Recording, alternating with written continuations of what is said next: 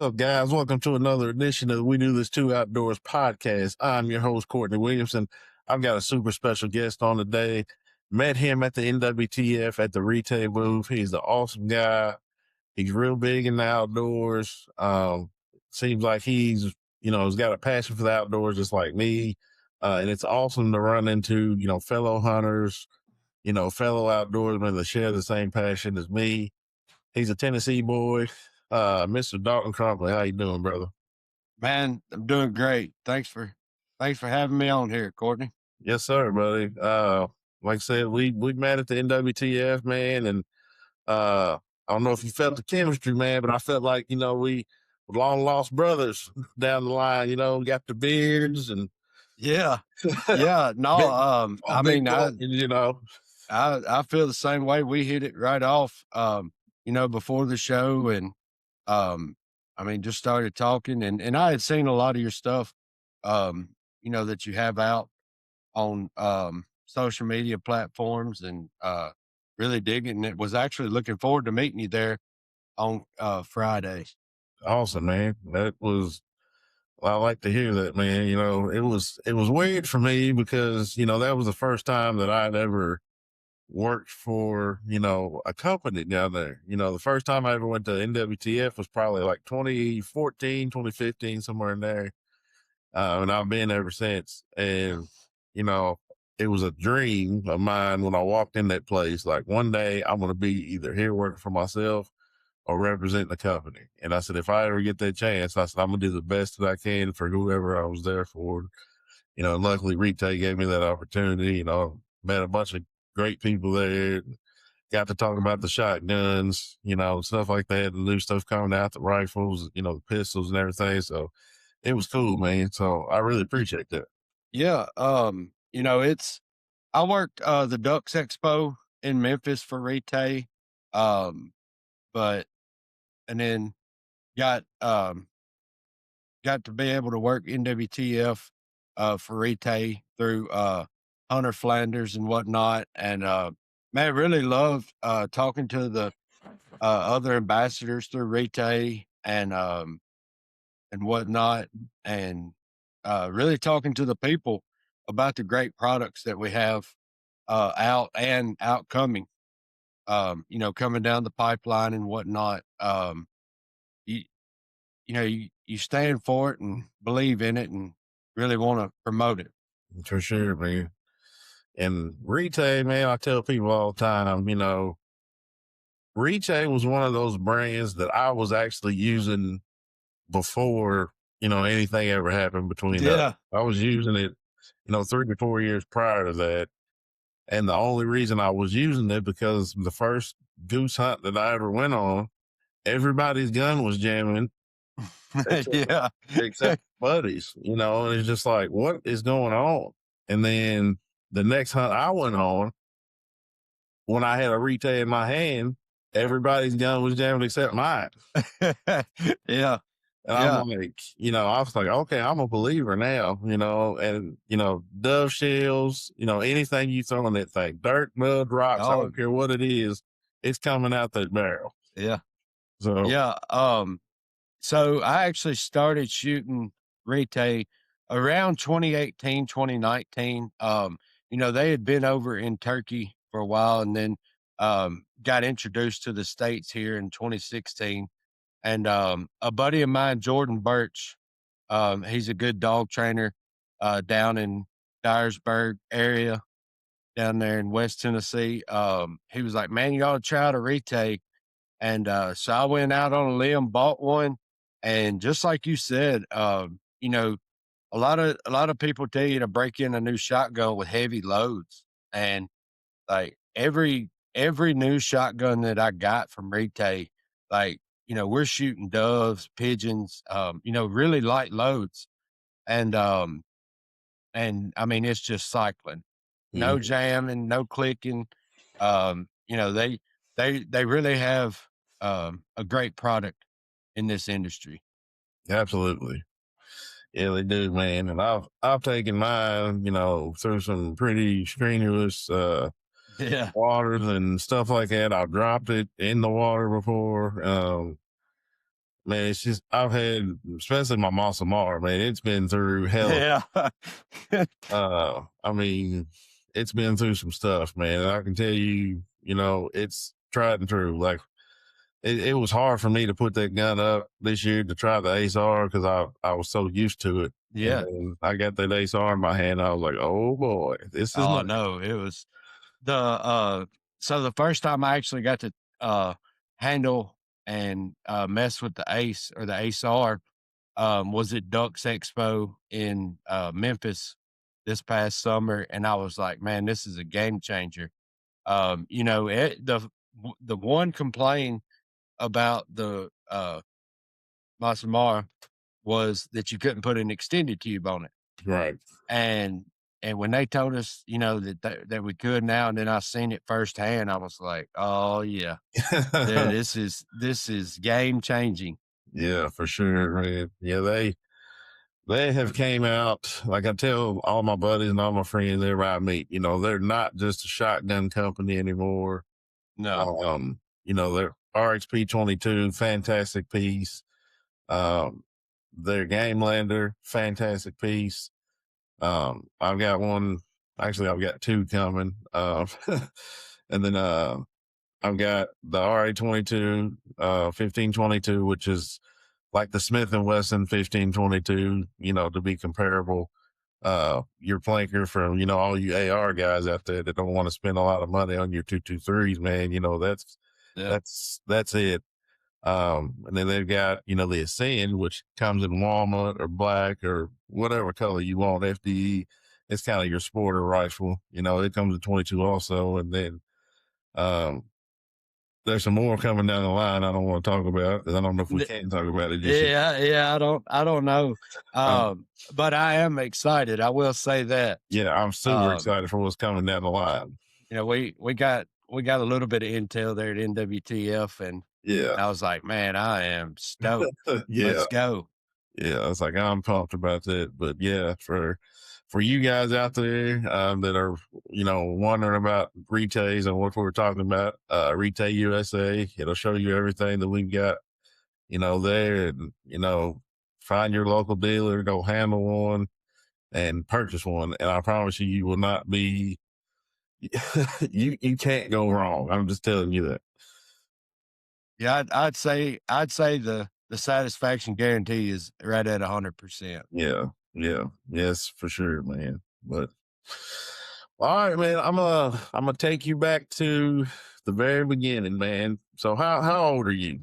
I am 33 years old. 33. Okay. So I'm gonna take you back to the beginning and basically how you got introduced to the outdoors, who got you introduced to the outdoors? Were you a late bloomer or was it something you started early? So I really got started early. Um, I've got to thank my dad. He was always a big time fisherman. Um, as I was growing up, and we would fish all the time. And then somewhere around 7 or 8 years old, um, me and my granddaddy started a tradition of uh, squirrel hunting on Thanksgiving Day. And then we would go deer hunting there at his farm, around Christmas Day and whatnot. And then I really got started duck hunting when I was 15 or 16. A guy, it was my mother's old boss. It was her son. He was a little bit older than I was, but he invited me to go duck hunting one day with him and his buddies, and man, I fell in love with it. Watching them ducks come through the trees and shake all the limbs and whatnot, and then I just kind of done my own thing. Really cut my teeth on farm pond goose hunting around here. Canada geese, and you would get a few, straggling ducks, and then I was like, man, this is what I want to do, and then got got a few invites out to Arkansas with some friends of mine, and just fell in love with it. Um, it's but it all started at an early age, squirrel hunting, sitting there had a old, single shot 20 gauge. Hmm. And it's still, matter of fact, still have that gun. And I'm gonna pass it down to my 2 sons, um, whatnot, but yeah, it was an early age, especially, bass fishing and whatnot, and then, small game hunting. Gotcha. Yeah. So yeah, me and you have a similar story. My dad got me into it, and he grew up in a little small town in Tennessee called Somerville, right outside Yeah, of Memphis. It's yeah, Fayette County. Um, and he grew up rabbit hunting, small game hunting, squirrels, doves, stuff like that. Um, then he met my mom and moved to Kentucky, but he never knew anything about deer hunting or nothing like that because there wasn't no deer or turkey on his land. He said back then. yeah, So that's what he grew up around, and that's when he came to Kentucky, and I was born old enough to walk behind him and just listening to him and the dogs. Just watching him how he moved in the woods. Um, the woodsman. I mean, he was a great woodsman. Like yeah, it's crazy. Just watching him, my uncle, man, and he was a huge fisherman as well. He loved catfishing. So I got that love from him as well. I haven't been fishing since he passed in 14. Really, I've taken my son a few times, but it doesn't feel the same without him. oh, Without for him out sure. there. But we definitely have a very similar story, man, for sure. But Yeah, and I and think our and dads. dad has gotten to the age now where it's just a whole lot for him to, it's a whole lot of, strength and effort for him to get out there and go fish and whatnot, and, but yeah, I have a lot of fond memories of me and him fishing. Yeah, for sure, man. Yeah, I've got a lot of fond memories of my dad, man. He was one of them guys, like, he'd wake up early, and I'm talking early in the morning, Yeah, and he didn't drink coffee or nothing like that. He'd get his little tea or whatever he was drinking, and he'd read his paper, and he'd wait a few hours, to wake me up. And yeah. he called me Junior. I'm Junior. not a junior, but he's Junior. You going with me this morning? I'd roll over and see what time it is. I said, Dad, it's 4:30. He said, yeah, we Yeah. got to hit him early, boy. Hit him early. I can hear him now. I was like, Oh, yeah. yeah. Gotta get that morning bite. And I was like, oh, no, I ain't going. I'd roll over, go back to sleep for a second. And then, like 5 minutes later, I'm like, hold on. No, let me get on up. So once I get up, get going, I'm good. Yeah, We're getting that old 86 Ford or 86 Chevy of his. He had a C10, and I called it old Raymond because that's the guy he got it from. The guy around the corner, his name was Raymond. yeah. I called him old Raymond. That thing was a rust bucket, but that thing would run.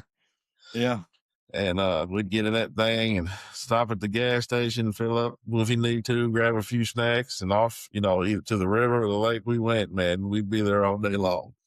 yeah, I mean, similar thing, my dad would always say, "We gotta get that morning bite," and, we're out there, right at sunup. We'd stop by the gas station before, and he'd always say, "You better grab you a pack of eater snacks," talking about, like, peanut butter crackers and stuff, and Yeah. I can still now hear, eater snacks. Yeah, for sure. Yeah, man. But it was a little different, as I got a little older because, I started going hunting by myself some and fishing by myself, fishing was fine, because I had a lot of farm ponds around me. I could just ride my bike to, ride the four wheelers too. But when I started deer hunting for myself, man, it was a lot of, I was used to my little single shot 14. Usually every time we go out, I'd get something, so Yeah. I'd come back, I'd have something to clean, but when I started deer hunting, man, I'm like, how, how are these people killing these deer? Like, cause I'm like, I ain't seeing nothing.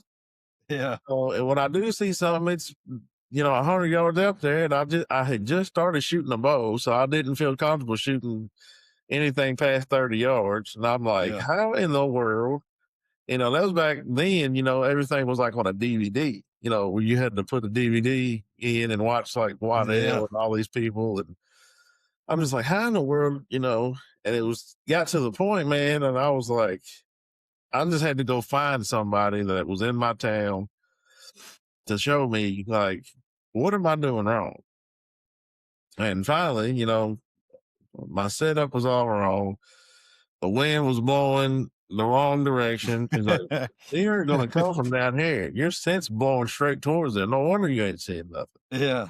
You know, once I figured out all that, man, I remember that first doe came out about 30 yards and I popped her and she ran about 40 maybe and fell over. And I was just like, oh my God, I did it. You know, Yeah. okay, now let's get the buck. And the buck didn't happen that year. The buck happened probably 3 years later. You know, it was just trial and error. And I think that's the thing that gets, you know, some hunters when they first start, you know, they get frustrated and they quit because they see Hmm. the TV and the videos make it seem so Yeah. like they're out there 10 minutes, but ain't no telling how long they had been out there just to make that little 10-second clip that you see. Oh yeah. You know, you just don't I realize remember it. I remember watching, like Bill Dance and stuff like that. And I'm like, man, he's catching them every cast, and Yeah. just pigs. And I'm like, and then I got older and I was like, well, there ain't no telling how many times he went fishing in the same shirt just to, or private pond, that stocked really good. Yeah. So, in your eyes, man, like what was the moment for you when you were out either fishing or hunting that you said to yourself, this is me? Like, this is what I'm going to do. This is my passion. I don't want to do nothing else but hunt or fish. Um, I would have to say my moment would have been that morning that my buddy, Stephen McKenzie took me duck hunting, at a public walk-in area. And, just watching them ducks work, watching them, um, blow the calls. And then, um, like a week later, we got into a Canada goose, loaf. And man, it was like, I was like, man, this is me. Just seeing them, you know, lock up, put out the landing gear, and like everything unfold, and then chaos happens, and Mhm. you're like, man, we called them in, our decoy setup was right, everything was right. We put in all the work, and it happened. I'm like, man, this is what I'm going to live for Right. right here. Yeah. That's awesome, man, that you had that moment. That's Yeah. sweet. So I don't know, have you ever heard my story about my first duck hunt? No, let's hear Oh man. So it. so my buddy Lance, shout out to Lance Gord, man. I love him to death. So he's from Graves County, Kentucky, which is a little town called Mayfield. It's right on the like really close to Mississippi, and it's close to a county called Ballard County, which Yep. everybody in Kentucky knows Ballard County. Yeah. And even if you're not from Kentucky, you I know was about to about say it. it's more people know about Yeah, Ballard County than just yeah, Ballard County, Kentucky. yeah, yeah. So my buddy was like, man, you know, you hunt everything else, like you need to go on a duck hunt. I said, man, I ain't trying to go duck hunting, man. Like it just don't sound fun to me. So he invites me with him and his cousin Mackenzie. Mackenzie is a waterfowl machine. That's all I can say. Like he's been hunting that land since he was 12 years old. He's got a super nice bow that excels something with a mud buddy and a dog, decoys at the wazoo. Like he's got it all. So he told me what to bring. He said, Courtney, get you some waders, you need to have a decent shotgun, and bring you some gloves and some sunglasses. That's like, okay, cool. So I don't remember where I got these waders from, but all I know is they were uninsulated and I was freezing to death. So we meet up at this church or whatever, and then we go to Ballard. And if you've been to Ballard County, everybody knows that you got to go to the check station or whatever and get drawn and all this stuff. So We On the get drawn daily. for like, doing now On the daily. on the daily, yes. So we get drawn, and supposedly the spot we get is like one of the best spots on Ballard or on Boat Right. We're at Boat Right this Oh, time. right. So we get in the truck, everything, and we're about to back down the boat ramp. We get out. He's like, all right, Courtney, this is where you put on your waders. I was like, cool. Well, my dumb self steps out of I have these pants on, and I have these kind of high boots, these lacrosse boots. So I step out of lacrosse boots and I step on the ground with both my feet, soaking wet outside. So my socks are wet. I've got on Nike socks. I don't have like merino wool or alpaca, none of the socks that I got now. Just regular old black Nike socks. They're soaking wet. So I put my feet, in the waders, pull my waders up. I don't have enough clothes on. And I'm like, I'll be okay. I've got through cold before. So they back the boat in. I get in the boat, and he looks at me, Mackenzie, he's the captain of the boat. He said, Courtney, we're going to hit some stops, but we won't flip. I promise. And it's all I'm seeing in front of me is darkness and a little bit of like these cypress trees just coming up out of the water. And there's like this little thing. And I'm like, we're going through that? He's like, yeah. All right. So I sit in the middle of the boat with my GoPro like this.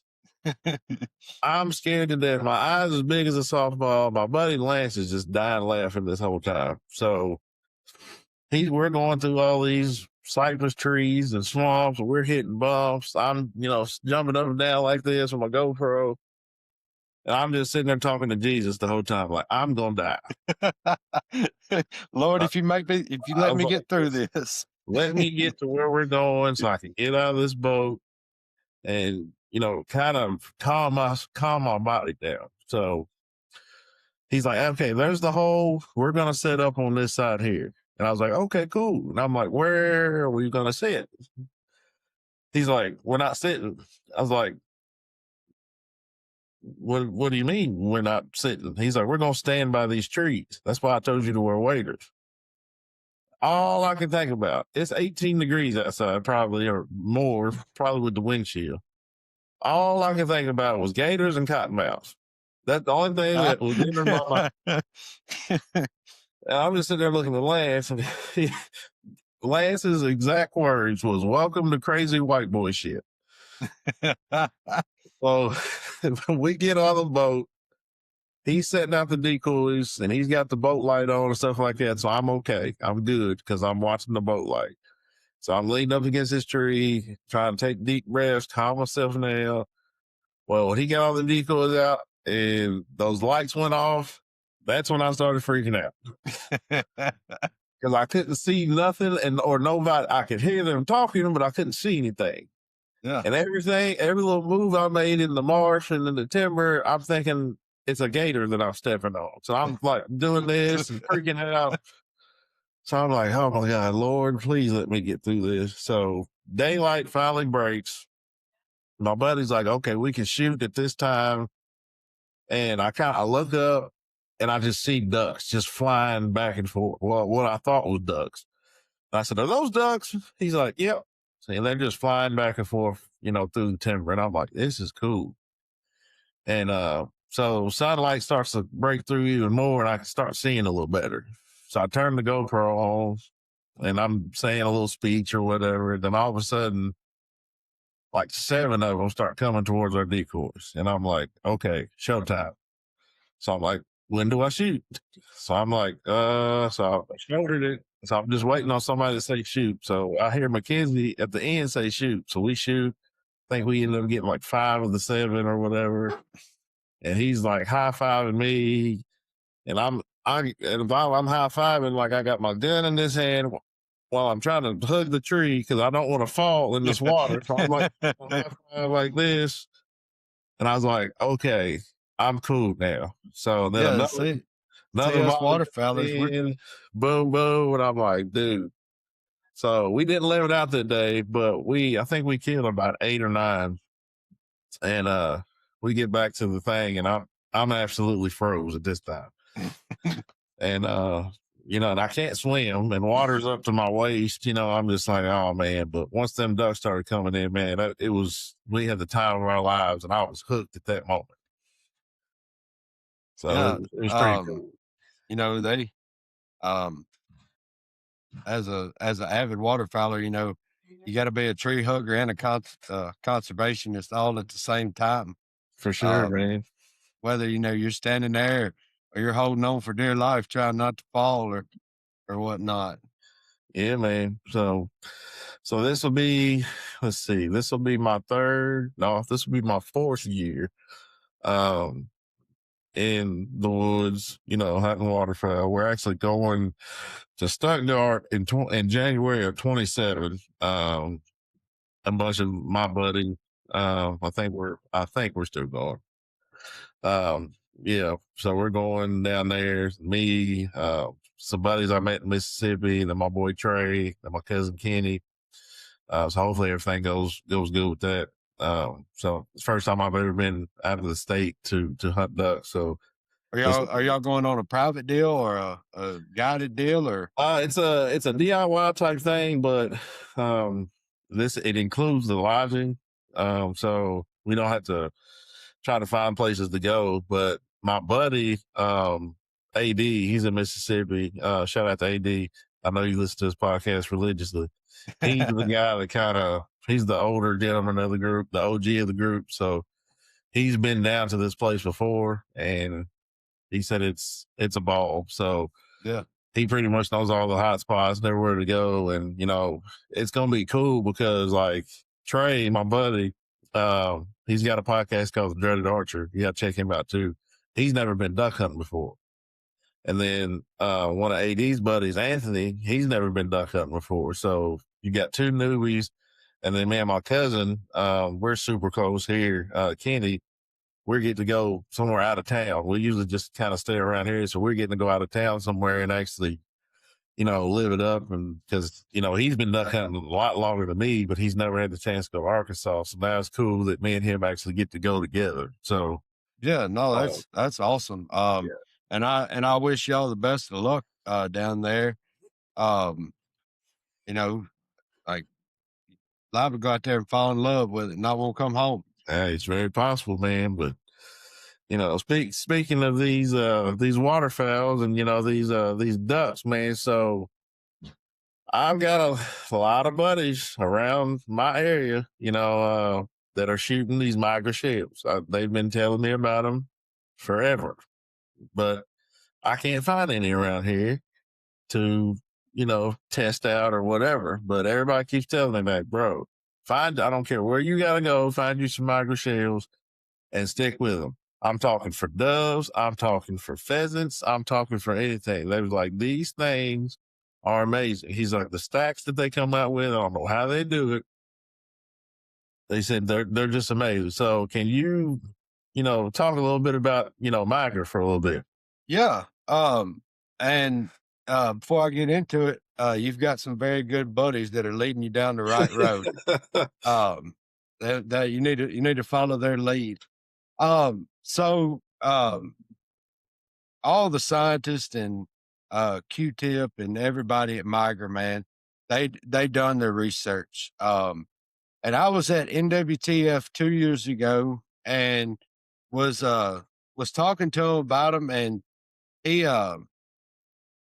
told me that their motto was never doubt again. Whether you don't have a dog and you're out getting a cripple and some geese come over or whatnot, especially with the 2-4 stacked, that you can rely on this shell. And then now they've come out with turkey loads. Started out with the full TSS. I ran them last year. Man, they're hard on an old jelly head. I mean, just absolutely hard on them. And then so I run a hunting preserve here in Middle Tennessee, and started using the dove and the field load. And I just like Rite shotguns. I mean, everybody that has used them has had 100% satisfaction guarantee. I'm not sponsored by them, Um, we have been in talks with John Saber and Will Brown and everybody, and just the just the people with Yeah. migrant are great. Yeah. Look what they're doing out here on their own at these boat ramp tours. Giving away shell bags with shells in them for people to try on public boat ramps, giving away turtle boxes, giving away guns. Man, just awesome down to earth people. And they stand behind all the shells that they make. Um, and it's easy to get behind them. The other day had a client out there with us, and he he wanted to try some, and I was like, "Yeah, here," and gave him the Migra Dove 20 gauge, 7.5 9 stacked, and we had a chucker come up and kind of hang left on us, and he literally said, "That's too far." I said, "Shoot it," and he crunched that chucker with a 20 gauge Migra Dove load. And I was like, holy crap, how far was that shot? And I had to step it off myself. I was like, this is 60 plus easy. It was 87 yards. Wow. And when I say crunched, I don't mean like winged it or wounded it.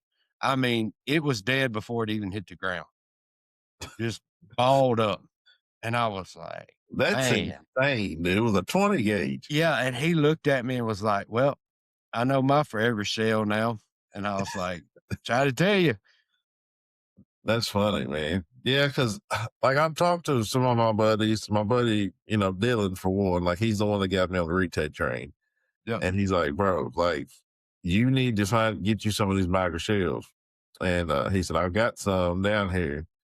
And his gun shop is an hour and a half from my house, but like I go there because his family treats me like family, like his dad and mom treat me like I'm their son. They sell bows. I get everything from them. They're awesome people.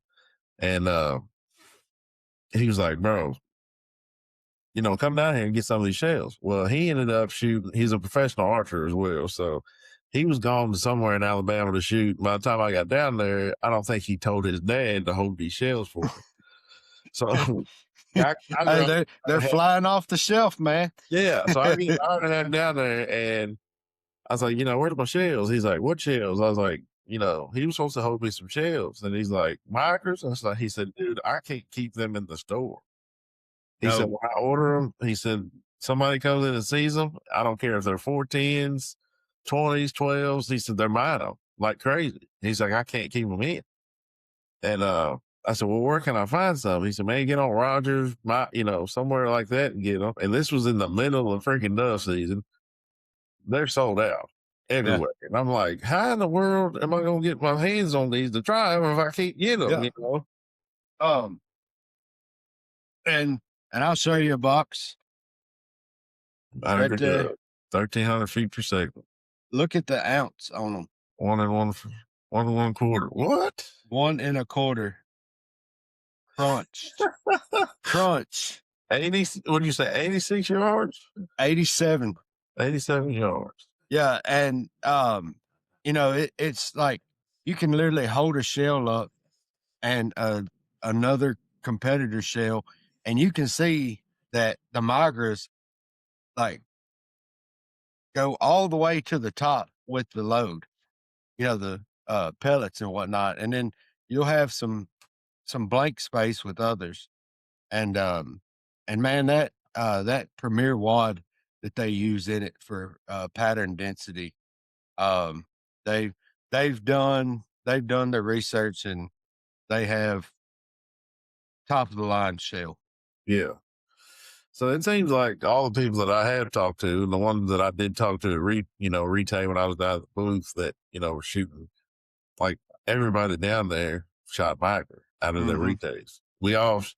Some of them shot different chokes or whatever, but Yeah, it all seemed like the chokes they were using, they were spot on or whatever, but it all came down to the load. And everybody was like, dude, I'm telling you, if you ain't using this load, like he said, I don't know what you're doing.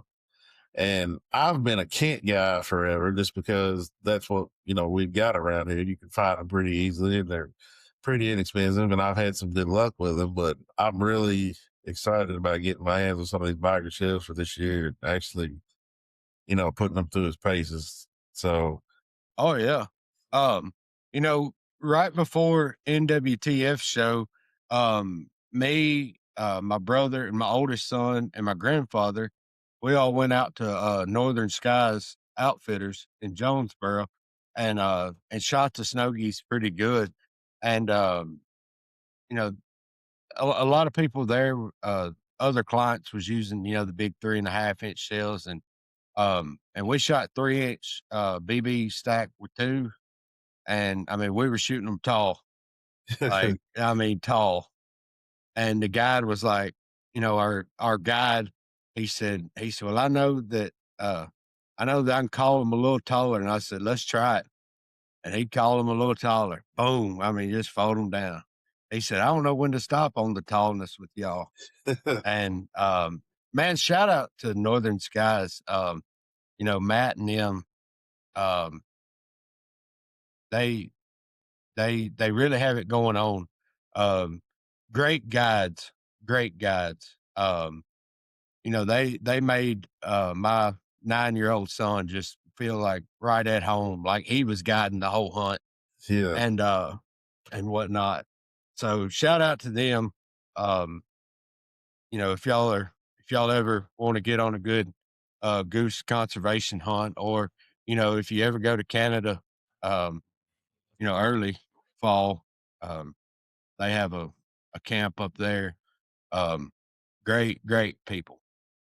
So when does, for the people who don't know, because I just learned about this too, um, for the people that want to go conservation hunting, for Canada, for snow geese or whatever, tell us a little bit about, like the regulations, like what you There need. aren't none. Right. No So, regulations. Like, yeah, just tell us a little bit about, like, conservation season and when it starts and stuff like that. yeah, so um, conservation season starts February 1st, the day right after duck season ends, and it goes up until April. Um, I think it's like April 25th or something. It's later on in April. Um, and you know, no plugs, um, extended cubes on guns, no limits. Um, you know, we were out in Jonesboro, and the day we left, we literally went 2 miles down the road, and I guarantee you there was a 50,000 plus bird feed. And those farmers, man, they want them birds gone. Right. They will absolutely eat up a crop, um, and whatnot.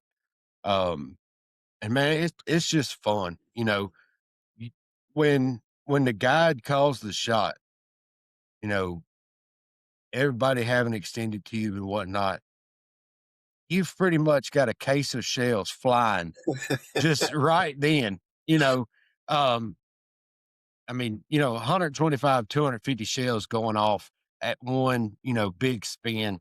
And it is adrenaline, man. It Yeah. is like, it is just in your face action. You will get tired of hearing the caller.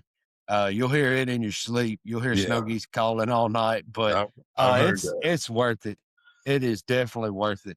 Um, the guys out in Arkansas, you'll hear a lot of them call them sky carp, just because I mean they eat all the greens and whatnot. But yeah, it's like it's a blast. Yeah. And especially for young kids. Right. Make sure your outfitter doesn't have an age limit and a really good guide and and just just go have fun. Just Yeah. shoot a bunch of shells. Yeah. Me and you's gonna have to get together and take the kids, man, because Absolutely. I've been wanting to go. I mean, I keep hearing about it, and there's a guy that's about 30 minutes from here, in Hardin County. Like, he mounted my first mallard that I've shot in Ballard. And Stars and Stripes taxidermy is his thing. His name's Bill Hotchkiss, great guy. Um, he was telling me that his brother does conservation hunts in Missouri. So I was like, okay, and I just never got the chance to go. We was trying to get a bunch of guys to go. Just our schedules didn't line up, man. And he was sending me these videos, man, of like literally the sky Yeah. covered in these things, and they're just out there just blasting them, and they're just falling like raindrops. And I'm Yeah. like, dude, this is what it's like. He said, dude, there's no plugs. He said, I've got a gun that will hold 16 shells, and I just let it. I Yeah. was like, You wow. know, those old TVs when you would lose signal and your screen would be like all, fuzzy and Yeah. black and yeah. Yeah. Um, we've been under spins like that and like you got to close your eyes and refocus just because, there's just so much commotion going on. And then you'll hear, loudness. And then when the guy calls a shot, like it's a moment of silence. Then you hear guns going off. Yeah. I mean, you're watching birds just fall, man. Yeah. It's absolutely fun. So is it the type of hunt where there's so many birds that you literally just shoot, or you actually like trying to aim at these things? Or you just like I would pray type I would thing? say, yeah, spray and pray. Um, I try to tell um people that I know, and especially my oldest son, I'm like, hey, when they're in close, start picking them out one by one, one by one. And then, as the wad gets a little further, hey, if you want, aim in the middle, to burn some shells, man, we're here to have fun. And, you're hoping one BB takes them out. All right. I'd love to go on a hunt like that, man, because it just seems like it's just a ball. Like, Yeah, we'll for sure get together. Next conservation. This warmer weather down south has really got them pushing. Um, the migration up pretty hard. Uh, a guy that I know that owns Squaw Creek Hunt Club. He's posting videos every day up there at Squaw Creek, and I mean they're just loading in on this refuge. Um, and so, that kind of gives you, a little migration report, um, where your mainstream is. Of course, you're going to have some that are still in Arkansas. A couple buddies of mine I seen where they posted this past weekend. They shot them pretty good. Even shot a band on yeah, one.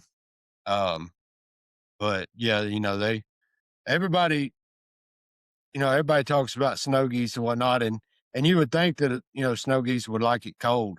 Man, 55 and sunny with a south wind. Hey, yeah, you're they gonna see don't. them up there. They're Yeah, they're rolling. It's time to get back north. yeah, yeah. The first time I ever seen snow geese, I was in Ballard, and I do believe it was Yeah. like last year with my You're like, "What uncle. does that sound?" And I was like, my cousin Kenny, he was in the blind with me. We had got a pit blind, like walk-in blind, and I keep hearing this noise. I'm like, what in the world is that? And it's like getting closer and closer. And he said, dude, that's snow geese. I said, where are they? He said, look way up yonder. Way up there. Yeah. Look, and I'm like, oh, and I mean, it seems like it's millions of them. And I said, why are they flying so high? He said, man, they're going. They're migrators. They're gone. And I was like, oh, so that's what they sound like. And he said, yeah. He said, if we had an electronic call, he said, I guarantee they start coming this way. And I said, oh, that's what they do. He said, yeah, the electronic calls, they're rolling and here they come. And I was like, Yeah. oh, Um, okay. So, yeah. so I took my oldest son on his first duck hunt at 6 years old. And it was a migrator day, for snow geese and ducks. And we were standing there and I always say, they're higher than Willie Nelson up there. Yeah. And man, he still talks about that all the time. He's like, "Well, Daddy said they're higher than Willie Nelson," and so, man, those them kids, man, they watch you. They do. Like a They hawk. watch you. They listen. They watch you. Yeah. Um, it's very important to be a great role model to them. It is, man.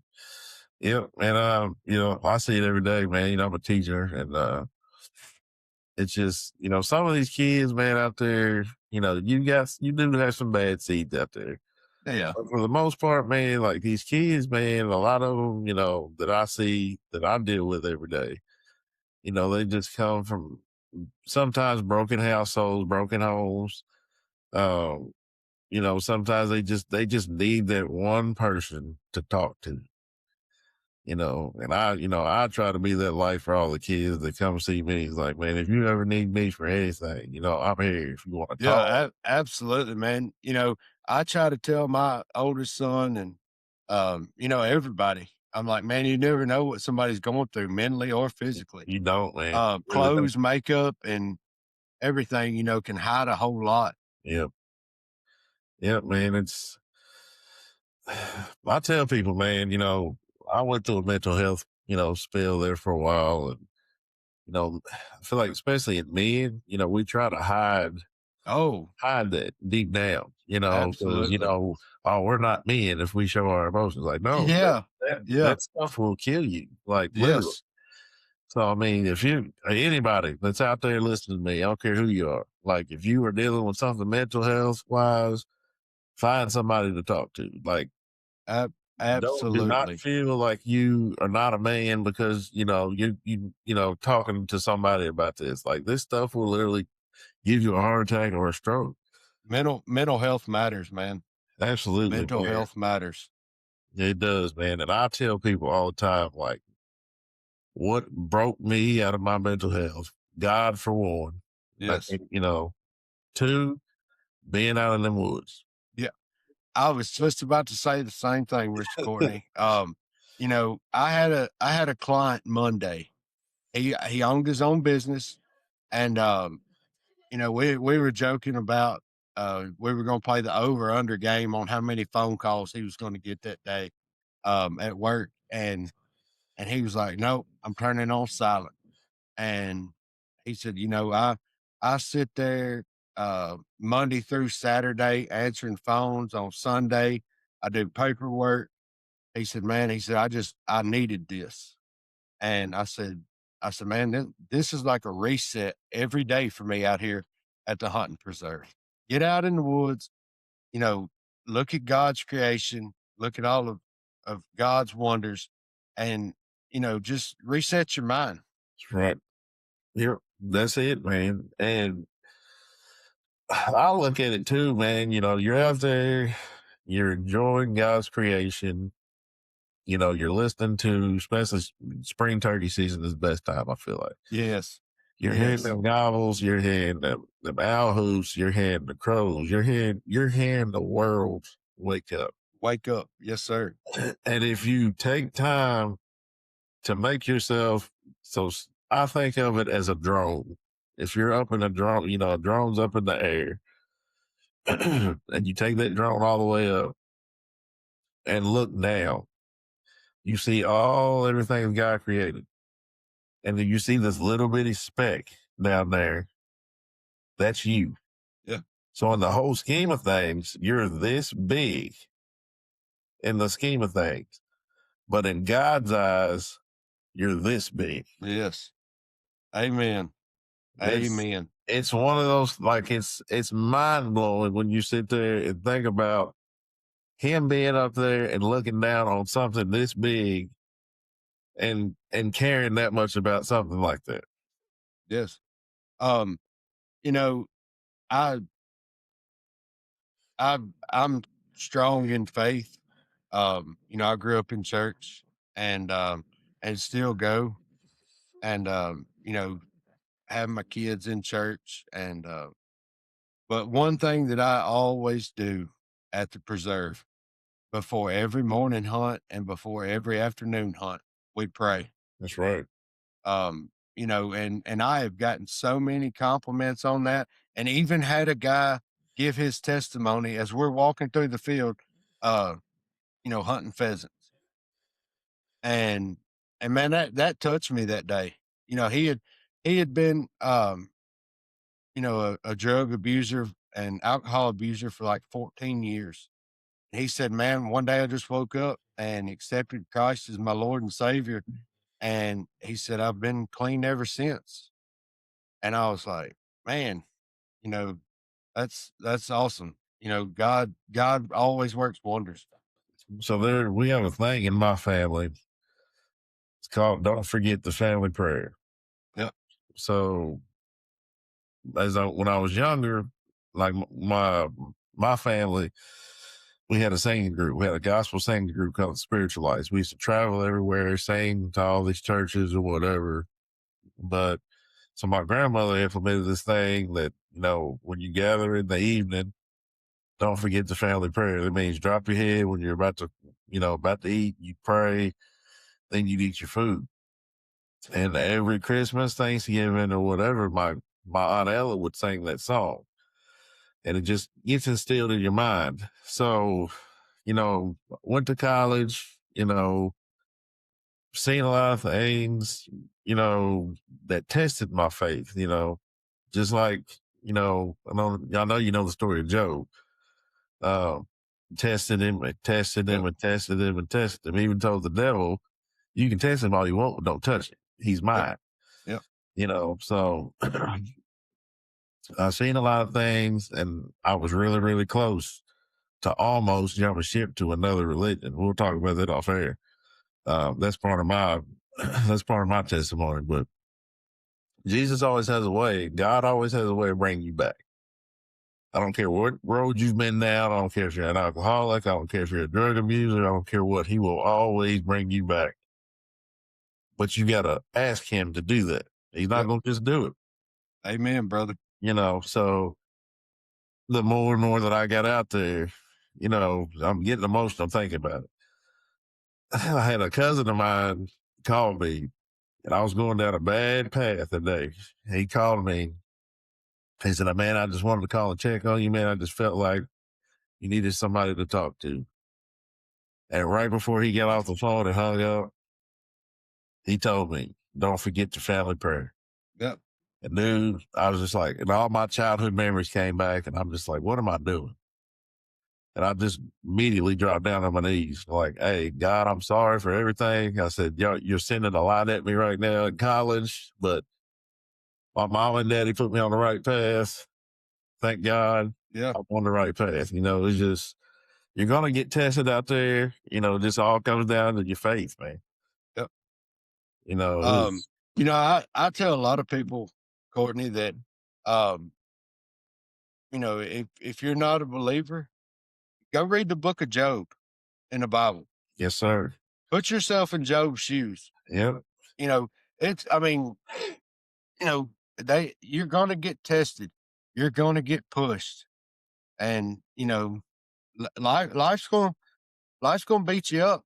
Yeah. But Nice hard, man. you got the good Lord on your side, and in your heart, he's always going to prevail. That's right, man. God will always prevail. We always have Sunday morning breakfast and Sunday afternoon or Sunday evening dinner at my in-laws. And ever since my oldest son could read, like, they have a prayer on a plaque in the dining room. And ever since he could read that, he's always wanted to say the prayer. And as busy as life gets, another reset is to sit down at the table and have dinner with your family and say that prayer. That's right. No electronics, hats off, just focus on your family. Focus on your family. That's it, man. Yep. Yep. We preaching now. We're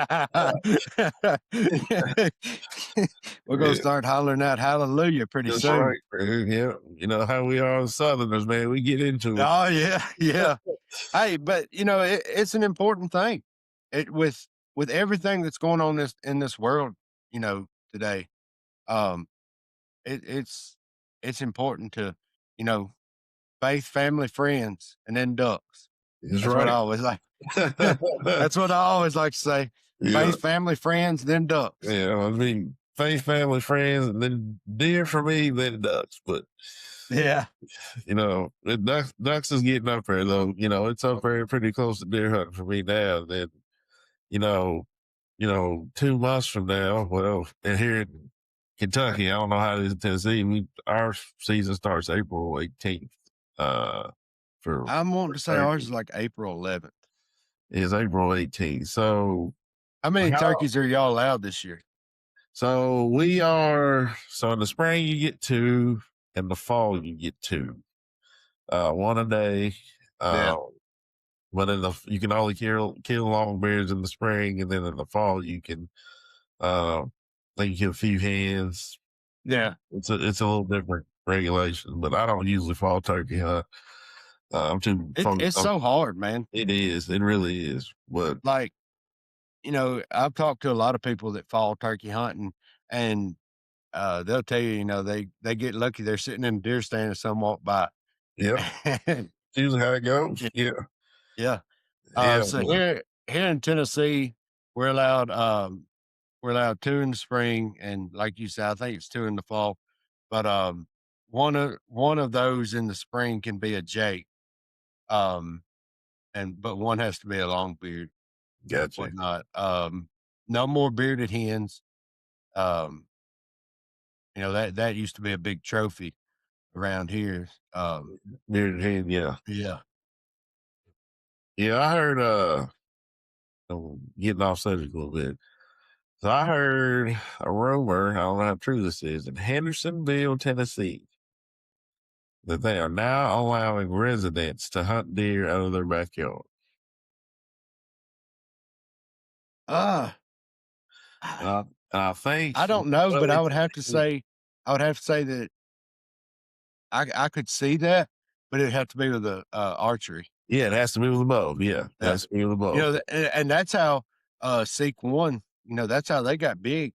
Yeah, They went where no others thought they would, yeah, um, and man, we used to Hendersonville is, just south of us, and we used to fish Old Hickory Lake a lot, and, man, it seemed like every morning you'd be going down through there to go fishing or duck hunting out there, and you'd see a big deer just right in somebody's front yard, and I'm like, "Man." yeah, And when I say big, I mean, like, big. Like yeah, trophy. yeah. My buddy was telling me about that. And I think he said he read it on bowhunting.com last year, but I hadn't confirmed it. But I need to this year. But I can uh, I can see that. yeah, for sure. But I can't confirm nor deny, but I can see where it it probably it possibly could be true. yeah. So, yeah, going back to turkey hunting, what type of hunter are you? Are you spot and stalk guy or, you know, sit and wait, running gun? Oh, What's your I preference? would I would say it's a good 50-50 mix. Um, Especially in the morning. Um, I'm gonna scout that evening, roost them, get in as close as I can without disturbing them. Um, and then they're liable to pitch off the other way or go the other way and whatnot. And you know, I've got that arsenal in my backpack too. Hey, we're picking up and going. Yeah, I'm going to them. yeah.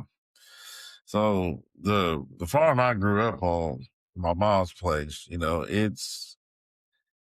got places that you can pretty much, go to them, hear them gobble, set up somewhere and call them to you. But then there's another spot you pretty much gotta sit and not move because it's more open field. Like you get to moving too much, they're gonna see too much. And then the other spot I hunt, it's literally all open field, but woods surrounded.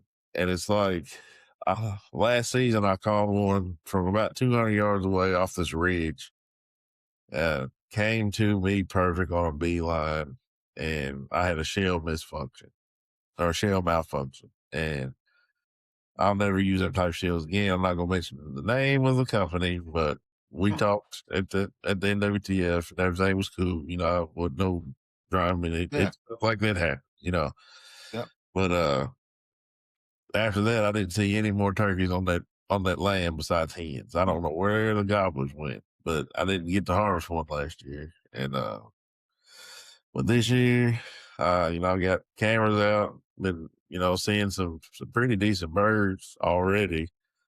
And then my best friend's got some out where he lives, and he's getting some pretty decent pictures and some couple deer that we're probably gonna end up stalking next year too if they turn out the Yeah, way that I think they're gonna turn out. So, yeah, but a lot of people, man, turkey hunting is their thing. I love turkey hunting just as much as the next man, but I'm not gonna give up my deers and my ducks to go chase them. Why yeah. do you think people like gravitate towards turkey hunting so much? Man, it's the king of spring. Um, you know, there's a feeling when one, that turkey just hammers, 7,500 yards away. And then you get one close enough to start spitting and drumming, Oh, that drama's crazy. and the Woo! hair on the back of your neck will stand up. Yeah, And that goes for male, female, any of them. Um, it's I I it just it's a feeling, really, yeah, you know. Um, and to outsmart a turkey, if a turkey could smell, they'd be impossible to kill. yeah, And I will absolutely. and I will always stand behind that. Yeah, you're right. If a turkey could smell, they would be impossible to kill. Yeah, because they see so well, and then you add the smell. Yeah, you ain't never killing them thing. No. So, And there's so many ways that you can kill them, like you were talking, sitting and calling, um, whether you have a decoy out, no decoy, or, running and gunning. And then now you have reaping yeah, and, they're just whatever floats your boat on how you want to kill one has been, scientifically proven that you can do that. yeah. How do you feel about reaping? Um, I I mean, I'm all for it. On private land, of course, it's illegal on It's public. illegal on public, yes, because you But don't if get shot. if anybody's going to do it on public, they don't have much sense anyway. But you know, you're crawling behind this fan, and you getting in that turkey's bubble. You're getting in their comfort zone. Um, and you just get them fired up. And Yeah, man, I've had them come running. I've had them even bump the fan, like, fixing to try to fight it. And, you know, in this industry, there's a lot of negativity going around right now. oh, 10, There's yes, a lot of negativity going around in the hunting industry.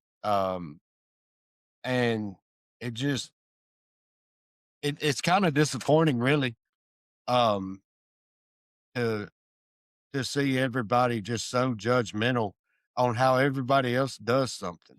yep, You know, the the ones the ones who are against raping, um, I'm not going to say that they can't do it.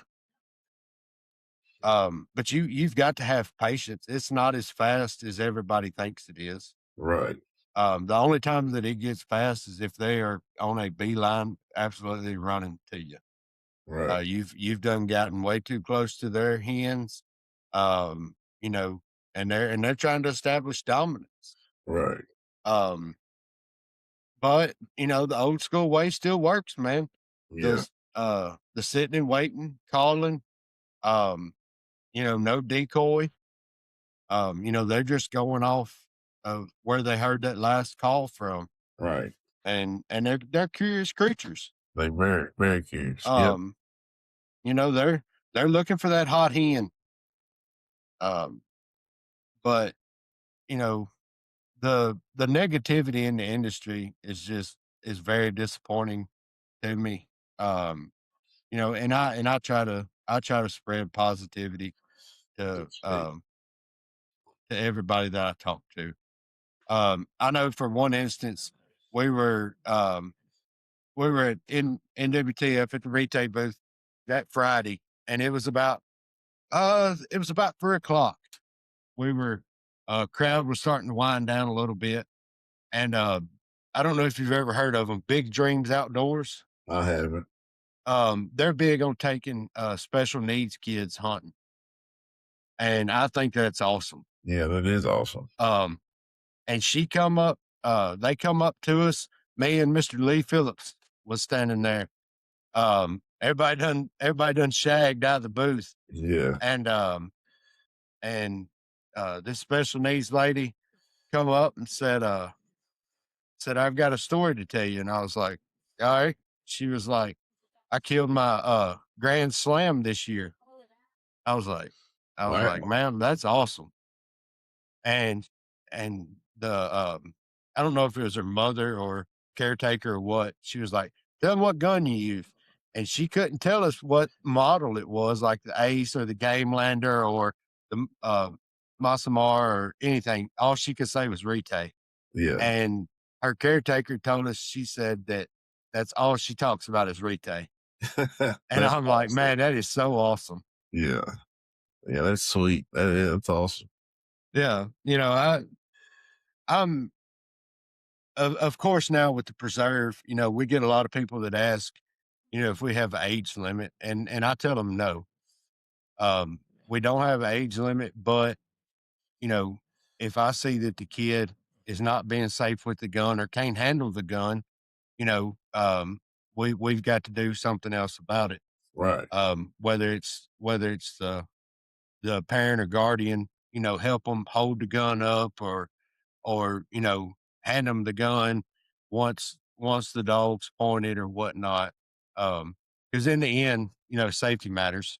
We're Right. all trying to get back home and have a good time behind bird dogs and whatnot.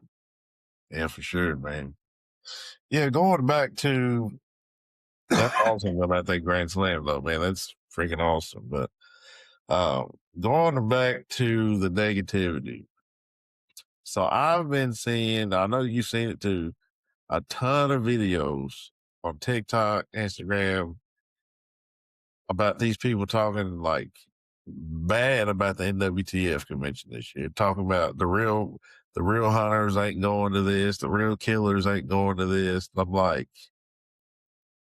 have you been to the NWTF before? Yeah. Like, Um, I yeah, walked in and seen the first person I seen when I walked in the NWTF was Michael Waddell. And yeah. I don't know And anybody you in that can't tell me place he ain't a killer. that killed A more real killer. than that man himself. Yeah. Um, yeah, man, social media can be a double-edged sword. It can be. It really is. It's a double-edged sword. Um, and the negativity toward corporations, toward companies, toward, you know, influencers or real hunters, this, that, and the other. Man, it's it's sad. Yes. It's sad. What you know, what makes you a real hunter, or what makes you a fake hunter?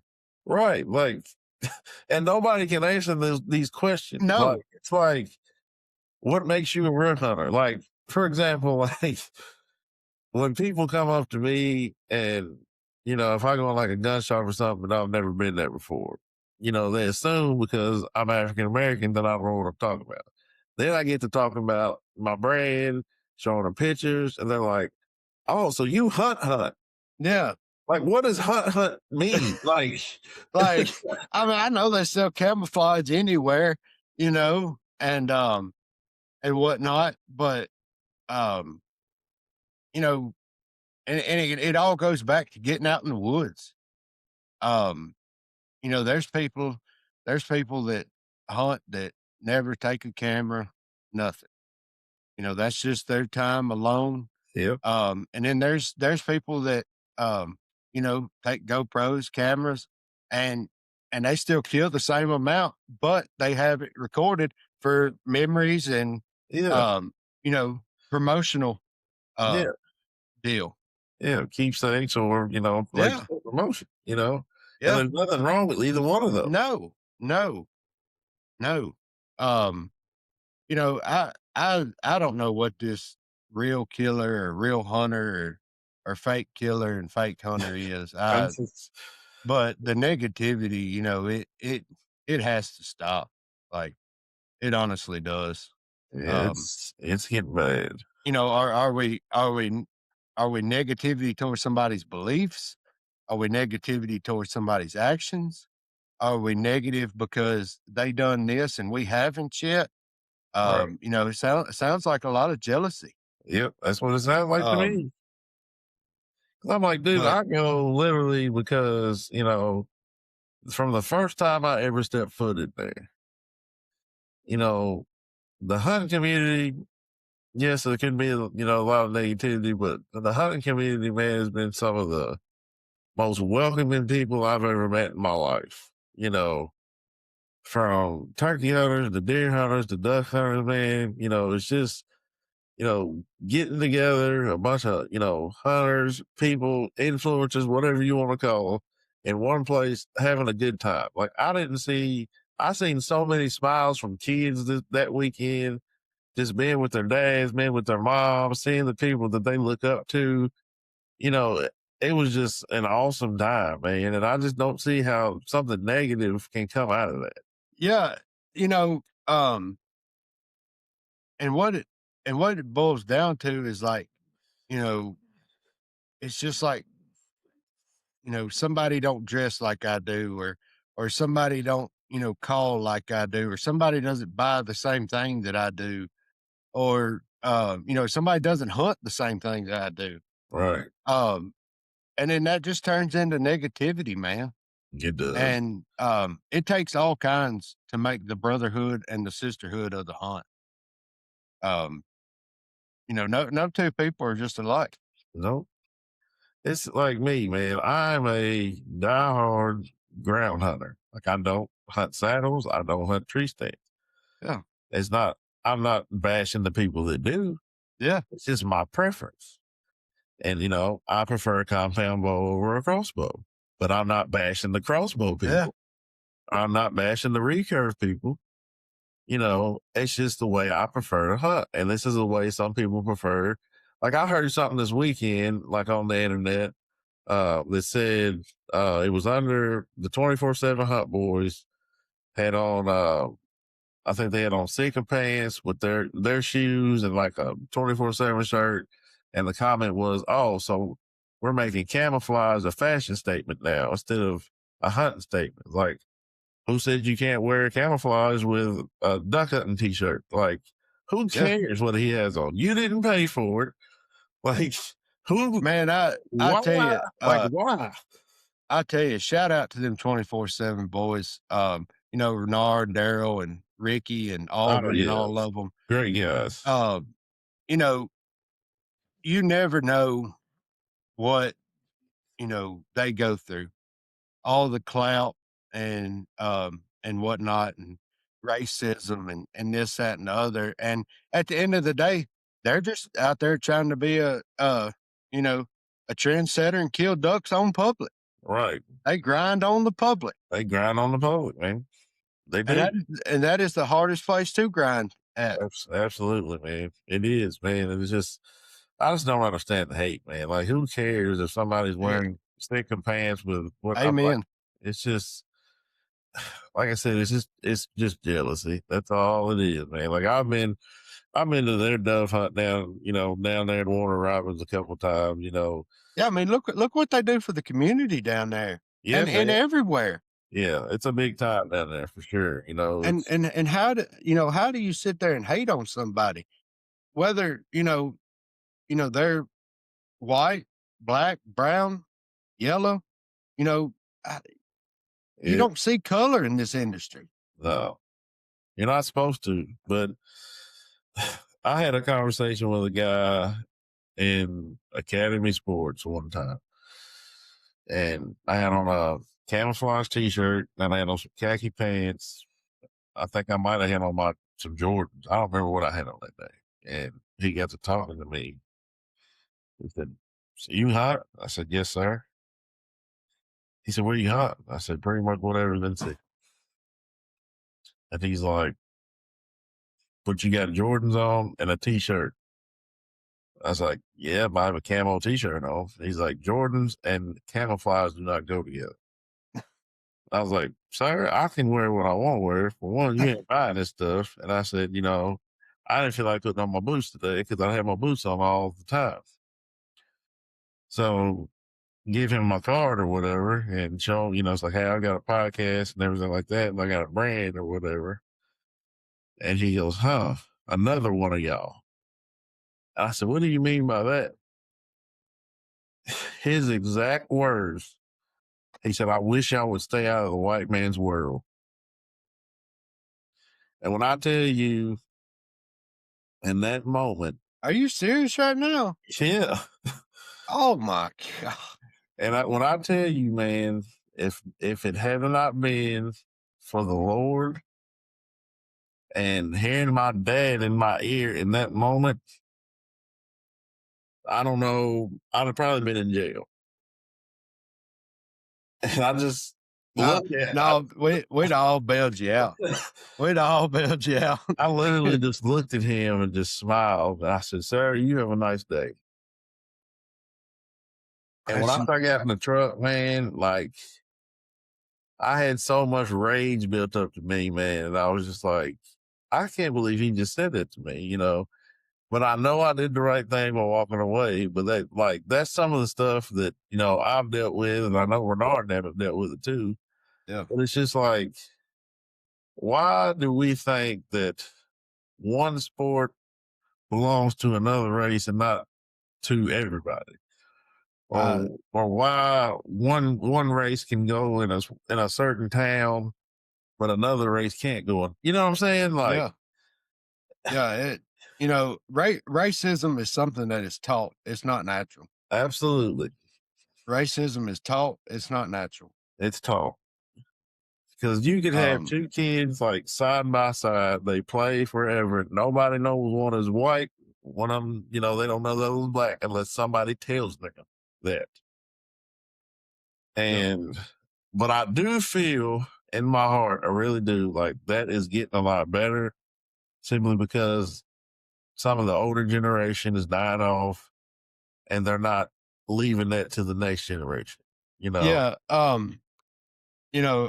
wholeheartedly agree with you, Courtney, on that. You are starting to see some less and less of that, which is very positive. That's what we need in this industry. Because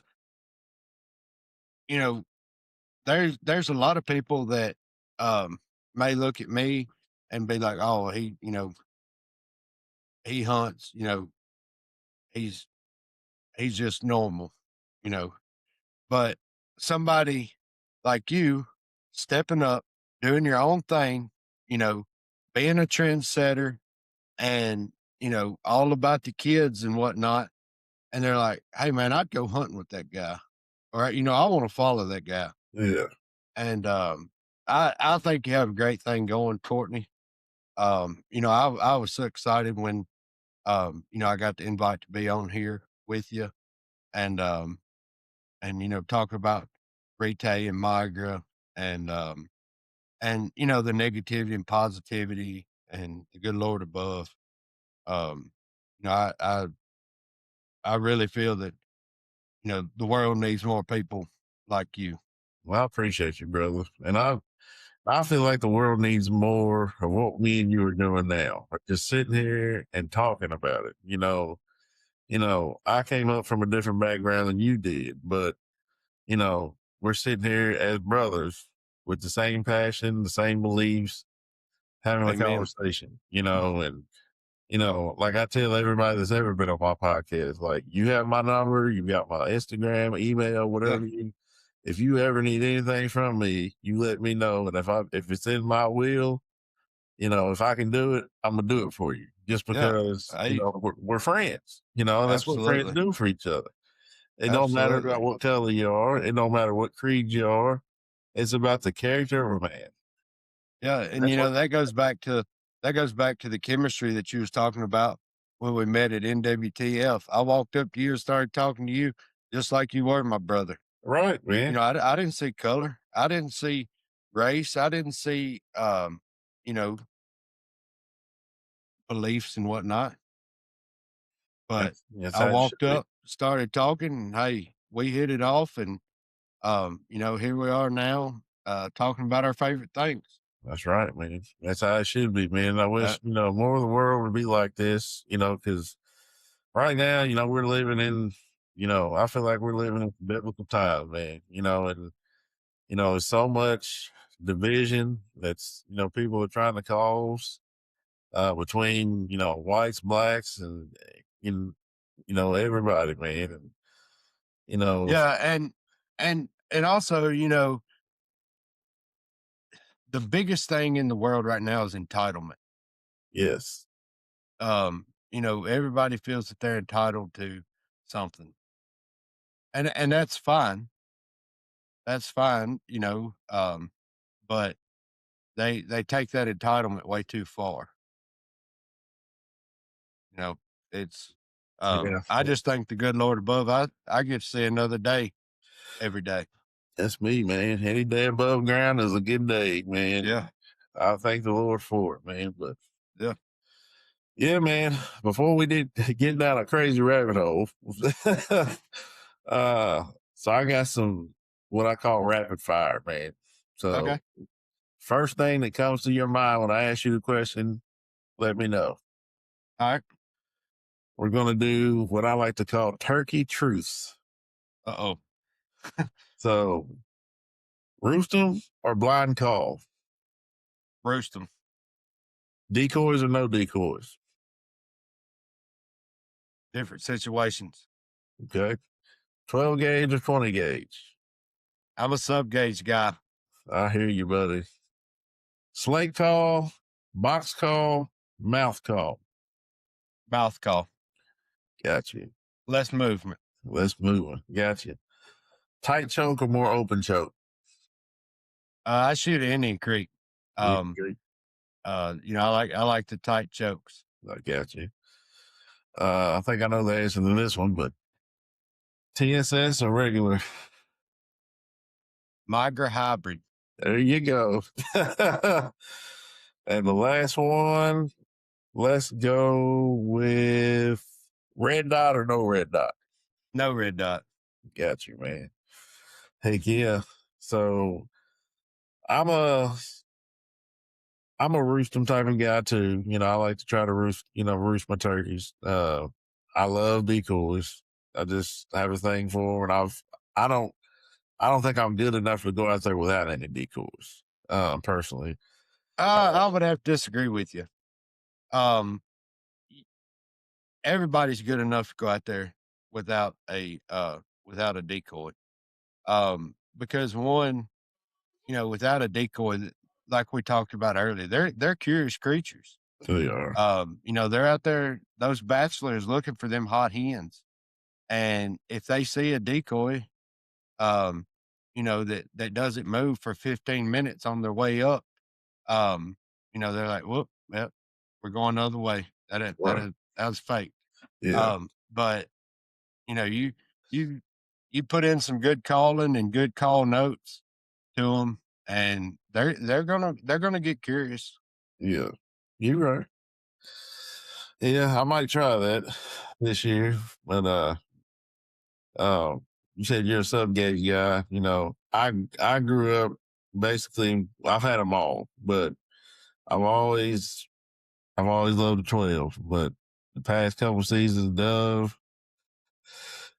season and duck season, I've had a 20 out there. I'll have a 28 gauge this year. I'm probably gonna take out. And I like it. I'm a tight choke type guy, and I'm a no red dot guy on the shotgun. I do like them on my rifles and some pistols, but not on my shotgun. But um, I'm just Yeah. I'm So excited the to get out there. the no red dot on the shotguns. I've you know I've been there where a buddy of mine or somebody that I've taken turkey hunting, and they're like, they're like, "Hang on, I gotta adjust the brightness and the dimness, or my battery died on it, this, that, and other." I just like the original bead Yeah, original or the beat. little true glow at the end. Yeah, you ain't gotta worry about it. But Yeah, yeah, you know, I might put a red dot on my sons this year, but I think I'm just gonna let him ride with the beat, man. Just tried and true, you no gonna get matter him the new red you dot stuff. you gonna get him the new Game Lander 410? Yeah, so I got a black one coming, and I've got a one in bottomland coming, and then and I bought we went to Academy Sports because that's not the only one close to us is an academy. I go south to Bowling Green. They had about nine, 9 or 6 boxes, or 9 or 10 boxes of 8.5 shot 410, and their monarchs or whatever. They were like $11 a box, and I cleared them out. I said, "Bud, Mhm. we're gonna practice. You're gonna get to where, you know, where that neck is. You're gonna be able to hit it Yeah. consistently." So I can't wait till Saturday. I'm going down there to pick it up and surprise him. So we're gonna get to work. So Yeah, man, them bog pods yeah, I've got for kids, I've got one right there. And I got one in my truck. Yeah, man, they're so sweet for kids. yeah, they are. That 85-degree leg angle Oh, where you dude. can, really get it Yeah, down there to him yeah. and, whatnot, and so many, adjustments and swivels, and man, it's killer. It is, man, and I actually used mine this year to kill my deer, or last year, I should say. Well, this season. I mean, it just keeps you so much more stable and Oh, whatever. yeah. I get buck fever bad, so when I get to shaking, I need Get the something in front of get me. the shakes on 'em. Yeah, I gotta have something stable. But yeah, man, I really, really appreciate you, hopping on the podcast with me, man. It's been a fun one, man. Yeah, for sure. One thing I wanted to talk about before I go, I own a hunting preserve here in, Middle Tennessee, Three Feathers Hunting Preserve. We shoot quail, chukar, and pheasant, a lot of upland birds. Um, and we're on Facebook, Instagram, TikTok. Um, we've had a record year this year. We've shot about 1,700 quail. We're at about 1,300 pheasants right now, and about to break the 1,000 chucker mark. A lot of great clients. I can't thank my clients enough. A lot of new clients, but a lot of repetitive clients. We've been in the business for 21 years. Started in 2004.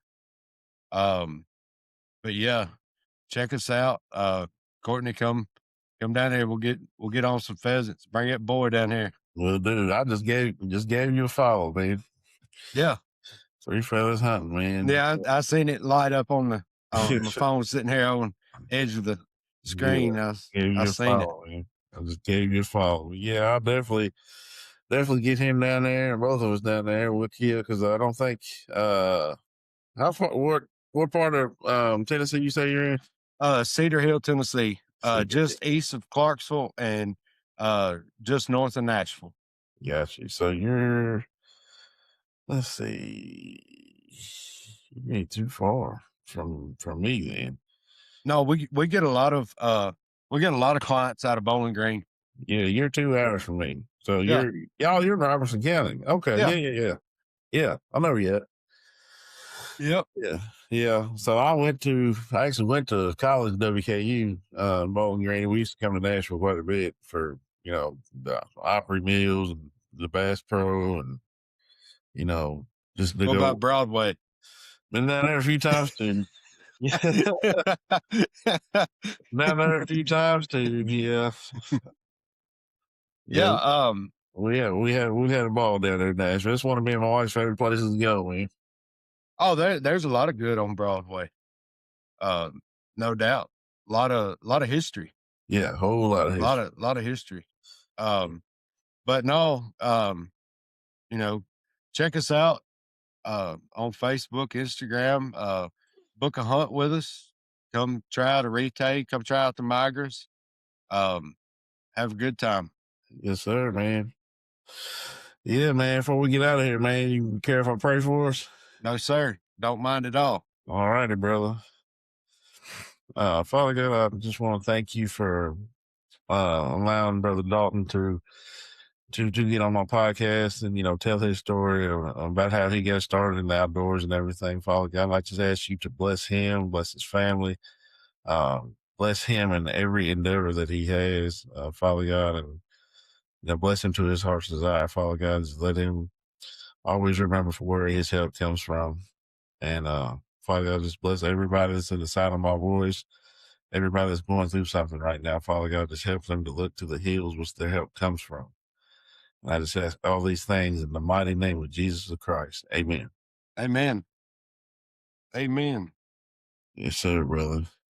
Well, if that's all, fellas, ladies and gentlemen, this podcast will be out on Instagram, or I always say Instagram, Apple, Spotify, YouTube, everywhere basically you get your podcast. Every Monday it comes out. So give it a like, give it a share, leave a comment, leave some stars wherever you listen to it at. It helps me out, it helps the podcast out. Thank you to everybody that's been rocking with me since day one. I think I'm about 88, 89 episodes in. Still a young podcast, but I'm trying to break that 100 mark this year. Yeah, I think I'm gonna, do it pretty easy. But You're thank you for doing a great everybody that's job, listening. man. Well, I appreciate it, buddy. Thank you to everybody that's been a guest. I got a lot more coming down the pipeline in 26. Y'all just stay tuned. And, if I can keep getting brothers like, Brother Dalton on here, man, like we're going to keep rocking and rolling, man. He's a godly man. People like him is, what this is all about, passing this down to the next generation. We both got kids, we want to pass this down where it keeps going and get those good values in our sons and our daughters, man. So, they'll be good human beings from here on out. So, well, if that's all, man, we do this too outdoors. Big game, small game, all game. We do this too.